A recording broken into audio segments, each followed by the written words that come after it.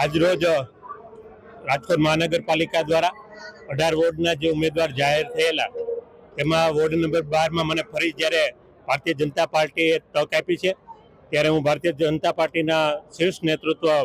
અમારા પ્રમુખ શ્રી જગદીશભાઈ વિશ્વકર્મા, માનનીય મુખ્યમંત્રી શ્રી ભૂપેન્દ્રભાઈ પટેલ, હર્ષભાઈ સંઘવી તેમજ રાજકોટ શહેર ભારતીય જનતા પાર્ટીના અમારા પ્રમુખ શ્રી, મહામંત્રી શ્રી, અમારા માનનીય સાંસદ શ્રી રૂપાલા સાહેબ, અમારા માનનીય ધારાસભ્ય શ્રી ભાનુબેન બાબરિયા, અમારા સર્વે સંગઠનની ટીમ તેમજ અમારા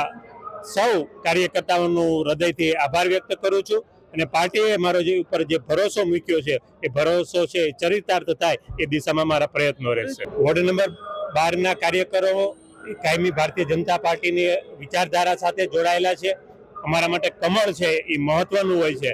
દરેક કાર્યકર્તા સાથે મારી અંગત લાગણીઓ છે ને આજે જાણે એમના માટે પણ આજનો દિવસ એ દિવાળી જેવો દિવસ છે એ પ્રકારે તેઓ પણ આજે આનંદ ઉમંગથી ઉજવણી કરતા આજે બધા જ કાર્યકર્તાઓ મારી સાથે અત્યારે કમલમ કાર્યાલય મારી સાથે પધારેલા છે. આગામી દિવસોમાં વોર્ડ નંબર 12માંથી જ્યારે મને પ્રતિનિધિત્વ મળ્યું છે ત્યારે છેલ્લા 5 વર્ષમાં અનેક વિકાસના કામો કે જે ભૂતકાળમાં નહોતા થયા એવી તમામ સુવિધાઓ છે વોર્ડ નંબર 12ના લોકોને મળી છે.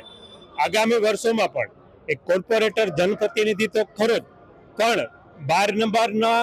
એક લોકસેવકની સાથે 12 નંબરના દીકરા તરીકે, એક બેનના ભાઈ તરીકે, એક યુવાનના મિત્ર તરીકે ને એક વૃદ્ધાના પુત્ર તરીકેની મારી ફરજ બજાવીને 12 નંબર એ મારો પરિવાર છે અને પરિવાર માટે હું જેટલી વધુમાં વધુ સુવિધા આપી શકું એ દિશામાં મારા પ્રયત્ન રહેશે.